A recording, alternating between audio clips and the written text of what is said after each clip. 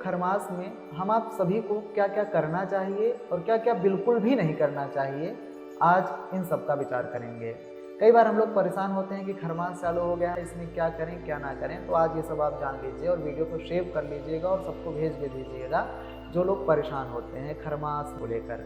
देखिए, जब धनु या फिर मीन राशि में सूर्य ग्रह जाते हैं, सूर्य ग्रह रहते हैं धनु या फिर मीन राशि में, तो जितने समय तक रहते हैं उस समय को हम लोग खरमास कहते हैं। जैसे अभी 15 दिसंबर से धनु राशि में चले गए हैं सूर्य ग्रह और 15 जनवरी तक रहेंगे, खिचड़ी के दिन तक रहेंगे। तो ये जो 15 दिसंबर से 15 जनवरी का टाइम है, ये पूरा हम लोग का खरमास है। इस महीने में बहुत सारी चीज़ें हैं जो नहीं करना है हम आप सभी को।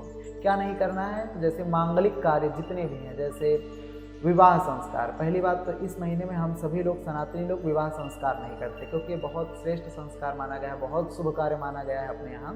तो विवाह संस्कार नहीं किया जाता है। और दूसरा, गृह प्रवेश नहीं किया जाता है। नया घर हम लोग बनवाते हैं तो उसमें गृह प्रवेश नहीं करते हैं और ना तो गृहारंभ करते हैं, अर्थात नया घर बनवाने की शुरुआत ही इस महीने में भी नहीं करना चाहिए। अर्थात अगर हम लोग को नया घर बनवाना है तो उसके लिए इसमें कोई मुहूर्त नहीं होता है, इसमें हम लोग नया घर का आरंभ नहीं करते हैं बनवाने का, न्यू पूजन आदि कर्म भी नहीं करते हैं। और फिर कहा गया है यात्रा, अर्थात शुभ यात्रा नहीं करनी चाहिए। कोई भी जैसे विशेष यात्रा हो, मंगलमय यात्रा हो, वधु प्रवेश होता है, दूरागमन होता है, गौना थौना अपने यहाँ बोला जाता है।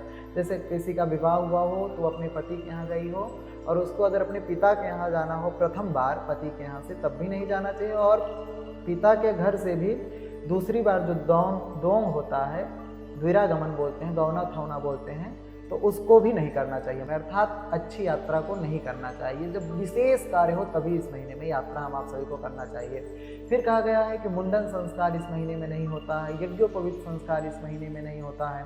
और कहा गया नया व्यापार, यदि हम लोग कोई नया व्यापार करना चाह रहे हैं, नया बिजनेस करना चाह रहे हैं, तो इस महीने में उसका भी शुरुआत हम सभी को नहीं करना चाहिए। वाहन आदि नहीं खरीदना चाहिए इस महीने में। नया वाहन लेना चाह रहे हैं, गाड़ी मोटर आदि खरीदना हम लोग चाह रहे हैं, गाय भैंस नहीं लेना चाह रहे हैं, नया खरीदना चाह रहे हैं, तो इस महीने में गाय भैंस वाहन आदि भी नहीं खरीदना चाहिए, हमको नहीं लेना चाहिए। फिर कहा गया नया कार्य, नई शुरुआत अगर आपको करना है तो वह सब कुछ भी इस महीने में बिल्कुल भी हम आप सभी को नहीं करना चाहिए। कुल मिला के आप यह समझिए, खरमास जब रहता है तो उस समय अपने यहाँ मांगलिक कार्य, शुभ कार्य कोई भी नहीं किया जाता है। तो क्या करना चाहिए? तो कहा गया है इस समय सूर्य ग्रह और गुरु ग्रह बहुत कमजोर अवस्था में रहते हैं। सूर्य और गुरु दोनों बहुत कमजोर हो जाते हैं इस समय जब खरमास चलता है।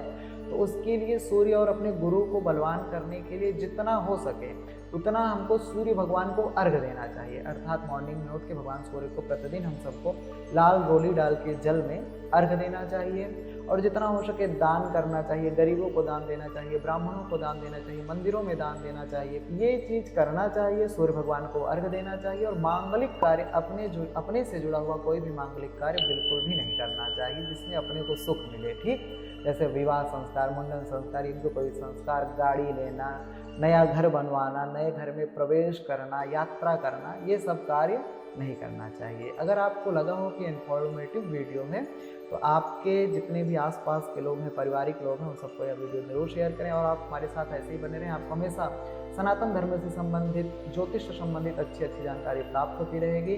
हर हर महादेव, जय विश्वनाथ।